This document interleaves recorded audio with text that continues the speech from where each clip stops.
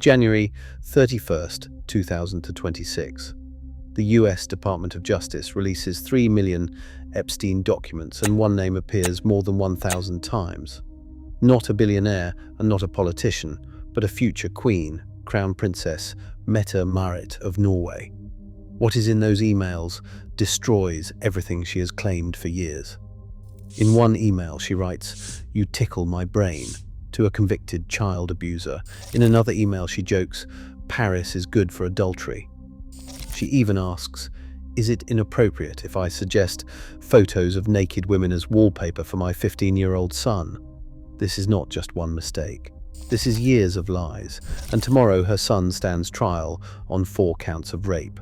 Stay with me, because this royal house is collapsing live right before our eyes. In July 1996, at the Court Festival in Kristiansand, Norway, Nick Cave is performing on stage. In the crowd stands a 22-year-old waitress named Mette Marit Høiby. She is carrying a secret. She is 3 months pregnant by Marius Borg, a man with a criminal record for cocaine possession and assault. That night, she meets Crown Prince Haakon, the future king of Norway. He falls for her hard, but she disappears. 3 years later, at the same festival, Mette Marit now has a 2-year-old son named Marius, and Haakon is determined not to let her slip away again. In 2001, they married.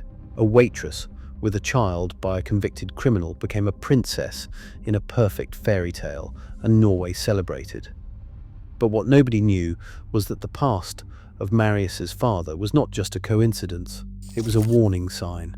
20 years later, Marius himself would end up behind bars for cocaine, for violence, and for rape. And his mother was busy building a secret friendship with the world's most notorious sex offender. How did she even get in touch with Jeffrey Epstein? Jeffrey Epstein was not just any billionaire. He collected power, and power meant access. He counted Prince Andrew and Bill Clinton among his contacts. He also had Donald Trump, along with tech billionaires, scientists, and politicians. But he also wanted European royalty. In 2011, Mette Marit met Epstein for the first time through mutual acquaintances. He had been convicted 3 years earlier for soliciting a minor for prostitution. Norwegian media had already written extensively about Epstein, calling him a convicted pedophile. Mette Marit knew this. How do we know? Because she admitted it herself. According to reports, in a 2011 email to Epstein, she wrote that she Googled him after his last email, and it did not look good, with a smiley face. Read that again. She Googled him. She saw that he was a convicted sex offender, and she added a smiley face. And then what? She kept in contact for 3 years. Ask yourself this: why would a princess and the future queen of Norway stay friends with someone she knows abused children? What did Jeffrey Epstein have that kept pulling her back? The files released yesterday contain hundreds of emails between Mette Marit and Jeffrey Epstein from 2011 to 2014, and they are shocking. In an email from 2012, according to Norwegian media, Mette Marit wrote to Epstein that he tickles her brain. What does that even mean? An intellectual connection with a man who systematically abused children. Another email from 2012, reported by VG, says Epstein was in Paris looking for a woman, and Mette Marit responded. Paris is good for adultery, and Scandinavians make better marriage material, but who am I to talk? Wait, the wife of the future king is joking about adultery with Jeffrey Epstein? In an email from 2012, according to multiple sources, Mette Marit asked this question: is it inappropriate for a mother to suggest photos of 2 naked women with a surfboard as wallpaper for my 15-year-old son? Stop right there. You are asking a convicted sex offender whether it is appropriate to give sexually suggestive material to your child. Her son, Marius, was 15 at the time. He is the same Marius who, 14 years later, stands trial for raping 4 women. Was this coincidence, or were we already seeing the first signs of a deeply dysfunctional family? Jeffrey Epstein responded to that email, and according to sources, he found it funny. He later called her twisted to others, saying she was not a typical royal. He was right, because this was not royal behavior, it was misconduct. In 2013, Mette Marit stayed for 4 days at Epstein's villa in Palm Beach, Florida. The palace confirms this and adds that Epstein was not there and that she borrowed the house through a mutual friend. Sounds innocent, right? Until you realize what that house actually was. This was the house where Epstein abused dozens of underage girls. Victims described it as the rape house. The villa had hidden cameras in every room and massage rooms where 14-year-old girls were forced to service Epstein and his guests. Mette Marit brought her personal guru to stay there for those 4 days. She says she only briefly saw Epstein during that visit. But emails show they often dined together, went shopping, and made plans. According to reported email exchanges, Mette Marit writes in 2012 asking what he has to do besides see her. And in 2013 she asks how island life is. The island is Little St. James, Epstein's private island, where he abused girls for years. Mette Marit asked him what it was like, living there as if it were a vacation destination, and as if there were no stories about what happened there. The palace says she was never on the island. But why ask about it if you're not interested? She calls Epstein darling, charming and gentle in her emails. Those are not words for a vague acquaintance. Those are words for a friend. In 2019, after the Prince Andrew scandal exploded, the media discovered Mette Marit also had contact with Epstein. She gave an interview saying she would never have had anything to do with Epstein if she had known how serious his crimes were. But we now know that is a lie. She Googled him in 2011, so she knew, and she still kept in contact until 2014. She also says she broke off contact in 2013, but that is also false. Emails show she was still communicating in 2014. The palace now admits she only stopped in 2014 because Epstein tried to use his relationship with her as leverage with others.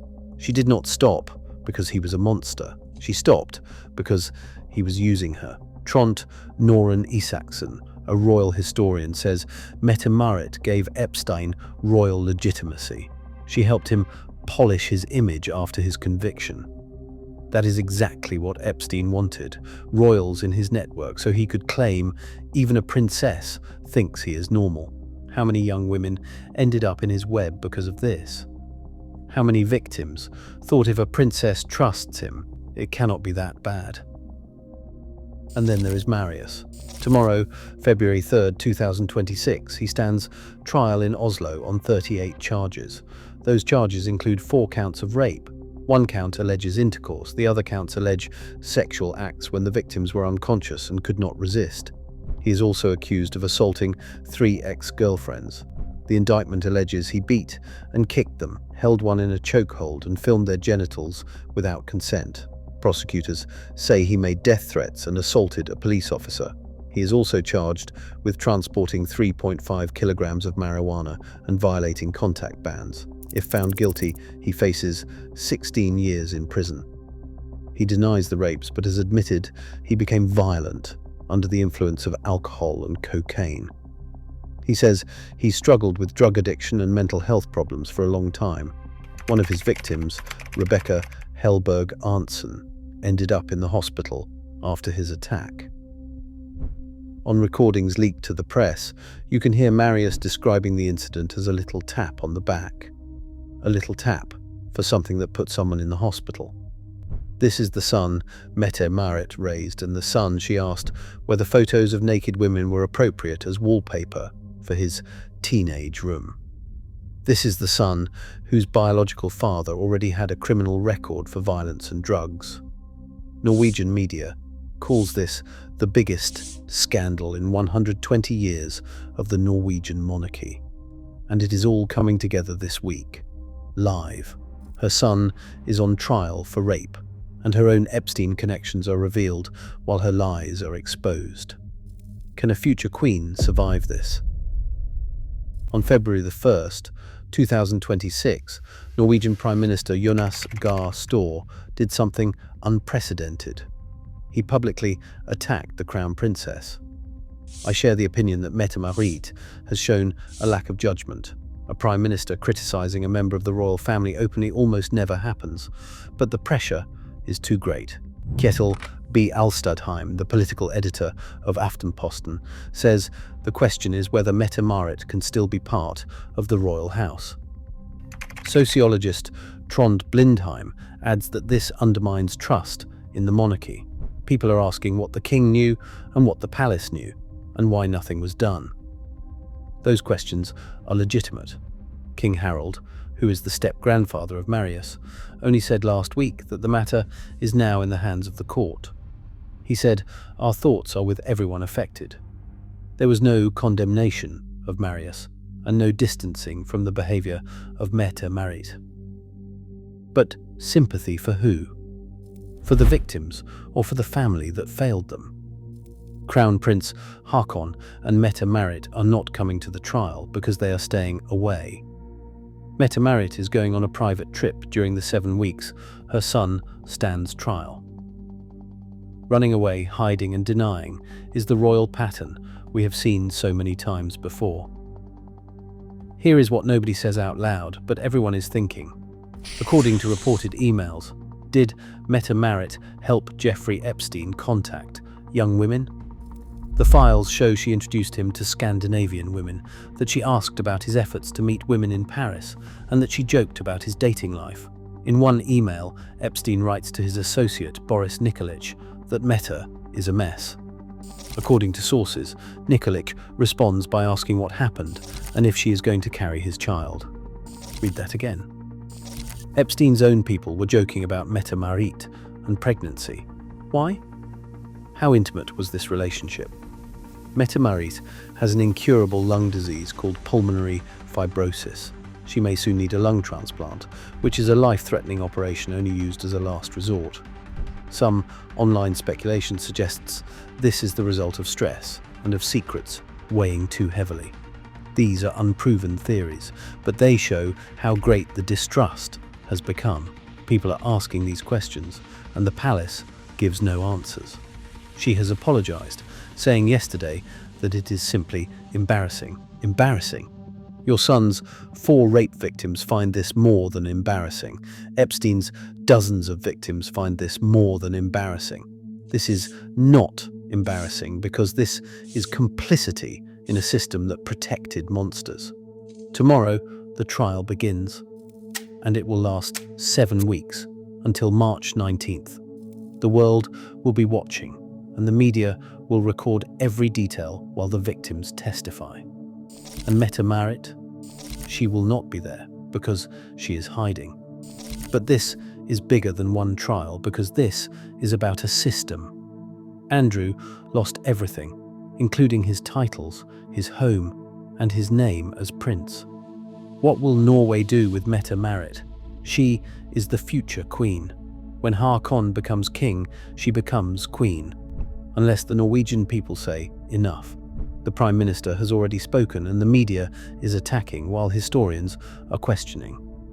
Can a monarchy survive with a queen who was friends for years with the world's most notorious paedophile?